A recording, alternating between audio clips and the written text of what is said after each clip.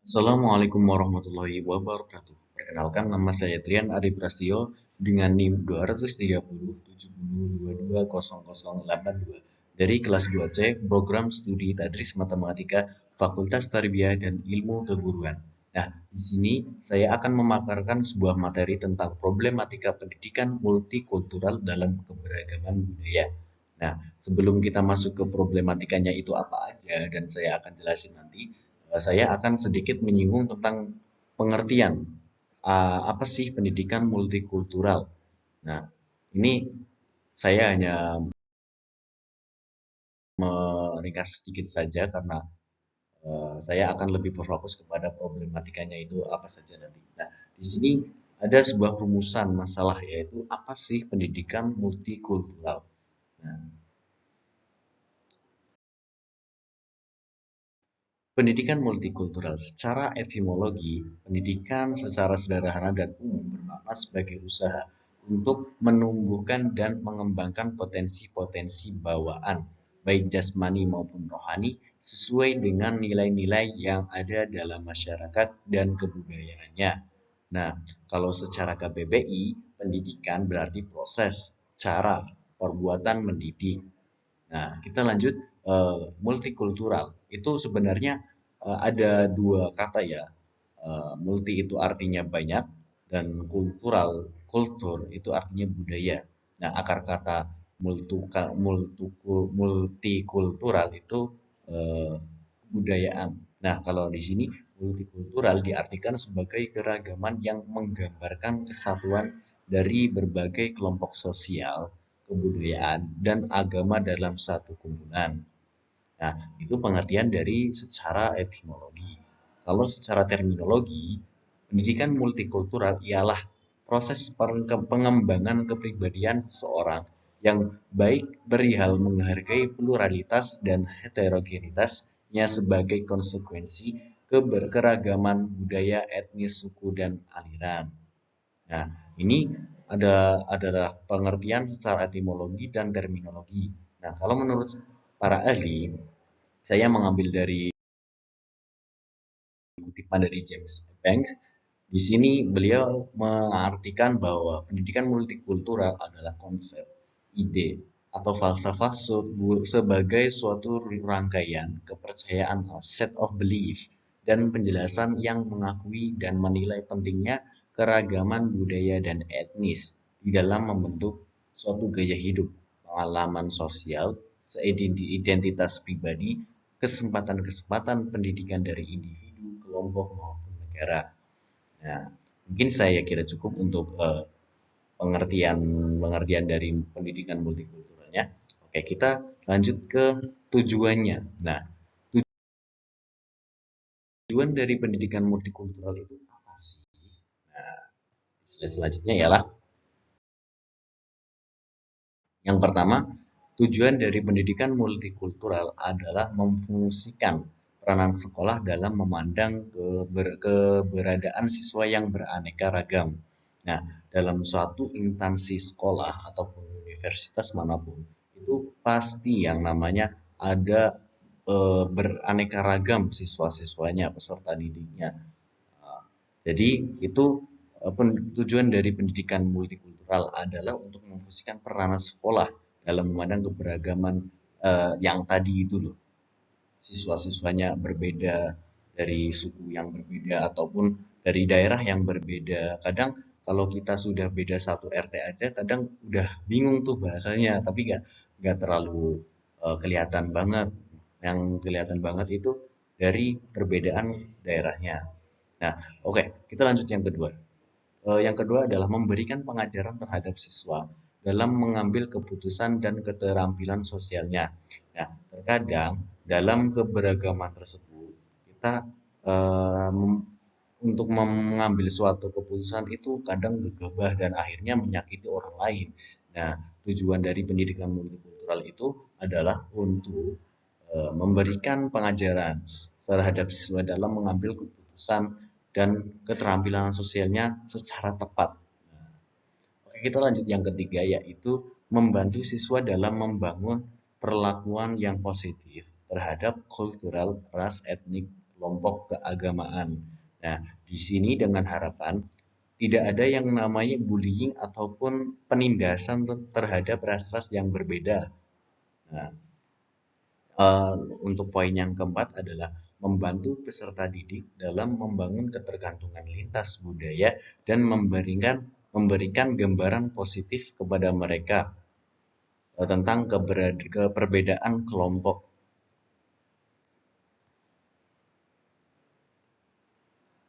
Tadi nih, karena sudah adanya perbedaan di antara siswa-siswa, itu kan pasti mereka membawa budaya-budaya mereka sendiri. Nah, di sini tujuannya adalah membantu peserta didik dalam membangun ketergantungan lintas budaya. Jadi kita jadi tahu tuh eh, budaya orang lain itu kayak gimana sih, nggak cuma kita tahu budayanya kita sendiri. Oke, kita lanjut ke nah, nah, ini adalah pembahasan utama saya, yaitu apa saja problematika dalam keberagaman budaya. Nah, seperti yang kita ketahui, sebenarnya adanya keberagaman, adanya suatu budaya yang beraneka ragam itu memang mempunyai sisi positifnya, tetapi juga tidak dapat dipungkiri kita dapat mempunyai sisi negatifnya. Nah, di sini apa saja sih problematika yang mungkin terjadi dalam keberagaman budaya? Nah, yang pertama adalah kecemburuan sosial yang diakibatkan diferensiasi tingkat sosial ekonomi. Nah, perbedaan kehidupan tingkat sosial ekonomi yang berbeda dapat menyebabkan kecemburuan sosial yang bernuansa konflik. Kondisi demikian menyebabkan masyarakat dengan mudah terintimidasi untuk melakukan tindakan yang anarkis, destruktif, eh, untuk melakukan tindakan yang seperti itu, mereka akan mudah menumpahkan kekesalan mereka kepada kelompok-kelompok yang anggaplah tingkatan sosial ekonominya itu tinggi atau kelompok-kelompok yang mapan. Nah, adanya tekanan ekonomi tersebut memaksa orang untuk bertindak ya tadi anarkis, destruktif.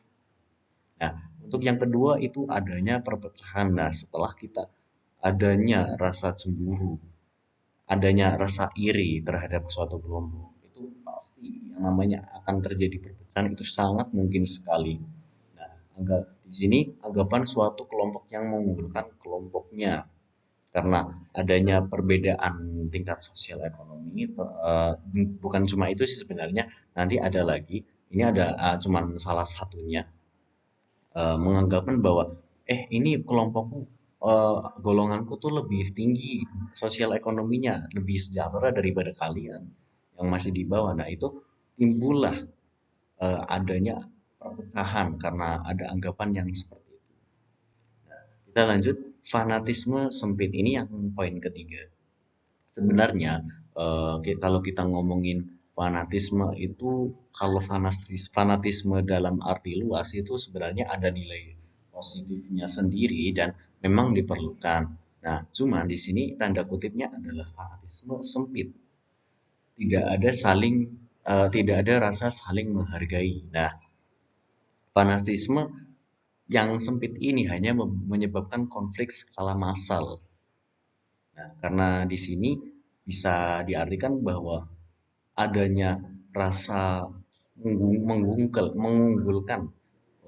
golongan sendiri dan merendahkan golongan lain. Nah, itu sebenarnya ada hubungannya juga tadi, poin yang kedua itu perpecahan. Nah, ini adalah salah satu penyebab dari perpecahannya juga ini, fanatisme sempit. Karena nah, fanatisme hanya akan menyebabkan konflik skala massal karena ini menyangkut dua kubu yang berbeda dan saling mengunggulkan diri mereka sendiri. Oke, kita lanjut. Yang keempat itu adalah merosotnya rasa nasionalisme. Nah, negara yang katanya kaya akan budayanya dan segala keberagamannya malah menjadi turun rasa nasionalismenya dan hilang rasa bangga mereka karena tidak puasnya suatu golongan tertentu. Nah, Harusnya kan kalau kita harus punya mindset tertentu karena eh, adanya keberagaman, adanya kekayaan budaya itu kita harusnya bangga. Kita negara yang kaya akan sebuah budaya loh, bukan malah menjadi eh, rasa persaingan. Lebih ke kayak gimana ya?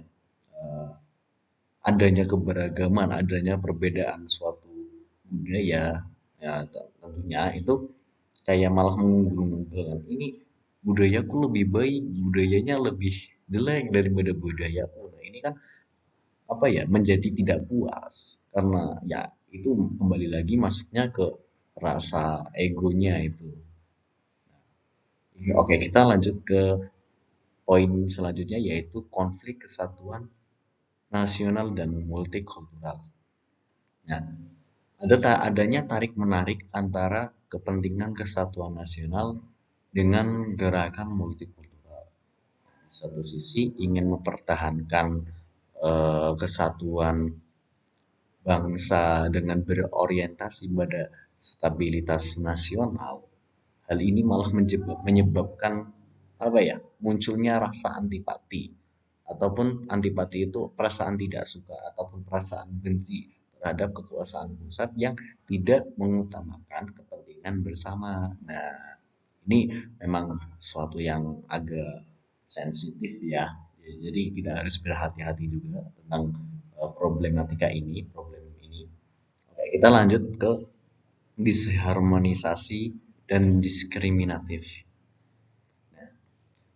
Adanya paradoks globalisasi. Paradoks itu apa sih? Paradoks ialah pernyataan yang seolah-olah bertentangan dengan pendapat umum, tetapi kenyataannya mengandung kebenaran. Nah, ini diambil dari KBBI ya. Nah, inilah yang disebut paradoks globalisasi. Nah, paradoks globalisasi, semakin kita mengglobal, semakin timbul rasa takut akan kehilangan jati diri, agama, dan etis yang membuat seseorang melakukan proteksi yang berlebihan. Proteksi melindungi diri secara berlebihan hingga mengancam mereka yang berbeda. Mereka merasa berbeda akhirnya melakukan sebuah proteksi, terutama kelompok minoritas. Nah, udah hilang jati diri, timbul apa? Timbul juga perilaku diskriminasi pula. Nah, itulah sebagian contoh-contoh dari problematika keberagaman budaya. Sebenarnya masih ada banyak, cuman ya ini adalah contoh-contohnya saja. Nah, setelah kita mengetahui, nah ini adalah pemaparan dari problematika dalam keberagaman budaya. Nah, ada nggak sih solusinya? Nah, ada nih di slide selanjutnya. Bagaimana upaya pencegahan problematika dalam keberagaman budaya? Nah, solusinya itu apa sih? Solusi yang pertama itu adalah merekonstruksi pengetahuan, membenarkan proses pembelajaran. Nah, maksudnya adalah membenarkan proses pembelajaran dalam memberikan masukan, nasihat, ataupun pengetahuan yang berlandaskan perbedaan yang ada. Nah, biasanya seorang pendidik akan mengalami sebuah kesulitan dalam hal ini karena menentukan aspek budaya mana yang dapat dipilih untuk membantu peserta didik dalam memahami konsep kunci secara tepat itu kadang agak susah karena kita harus sebagai pendidik itu harus tahu juga ini siswanya gimana budayanya apa dan secara tidak langsung seorang pendidik itu eh, harus belajar juga budaya peserta didiknya agar tahu dan dapat memilih aspek yang tepat. Meskipun ya ini juga terkadang menimbulkan perspektif bias atau perspektif satu sisi. Nah, namun ini menjadi sebuah tantangan bagi seorang pendidik untuk menghadapinya. Nah, oke kita lanjut. Yang poin kedua adalah mengurangi prasangka. Nah, tidak asal menuduh kelompok lain dengan tuduhan negatif. Maksudnya di sini adalah mengarah pada pandangan yang emosional dan bersifat negatif terhadap orang atau sekelompok orang. Nah, dalam prasangka itu emosi kita memaksa kita untuk memakai pikiran dan pandangan kita, tapi yang negatif gitu loh terhadap fakta yang nyata. Jadi kita harus sering melatih diri agar tidak asal tuduh orang lain. Kita belum tahu tuh sebenarnya orang lain gimana sih ataupun kelompok lain kayak gimana, kok malah main asal tuduh kan kayak enggak banget gitu loh kan. Apalagi tuduhannya ya prasangka dengan prasangka negatif itu dapat eh, memunculkan perpecahan. Nah, untuk itu kita harus ya sering melatih diri, sering kalau di istilah agamanya itu lah husnuzon, prasangka baik, jangan tidak menuduh kelompok lain dengan tuduhan negatif ataupun asal tuduh. Untuk yang poin selanjutnya adalah kesetaraan pedagogi. Ya, pedagogi di sini maksudnya adalah pengajaran itu harus merata. Nah, terkadang ini masih terjadi di fenomena kegiatan belajar mengajar antara guru dengan murid. Nah, terkadang ada seorang guru yang mengajar di dalam kelas itu menemukan seorang siswa yang satunya pinter, pinter banget ataupun paham, jadi sekali diajar langsung paham dan ada siswa yang kurang paham ataupun susah dalam memahami sebuah pelajaran. Nah, guru itu malah lebih suka ke siswa yang cerdas tadi, yang pemahamannya itu lebih tinggi daripada siswa yang lain. Nah, itu kan kalau dalam istilah kita ya pilih kasih. Sebenarnya guru itu nggak boleh kayak gitu. Seharusnya kan yang membutuhkan peran guru dalam eh, memberikan materi-materinya itu kan harus di perhatikan lagi siswa yang belum pahamnya, bukan malah mengesampingkan siswa yang belum paham, malah kayak mengunggulkan siswa yang udah paham ataupun pemahamannya itu lebih tinggi daripada yang lain.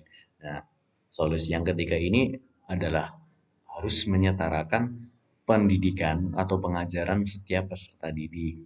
Jadi nggak boleh dikasih. Nah, mungkin itu adalah pemaparan materi dari saya dari problematika keberagaman budaya dan solusinya. Meskipun ini belum semuanya, tapi ya bisa menjadi sebuah gambaran bagi kita semua. Nah, saya ada ini pesan-pesan dari saya adalah jagalah apa yang harus kita jaga. Sebuah perbedaan tidak menjadi alasan kita untuk berpecah belah. Nah, mungkin cukup sekian dari saya, kurang lebihnya mohon maaf. Wassalamualaikum warahmatullahi wabarakatuh.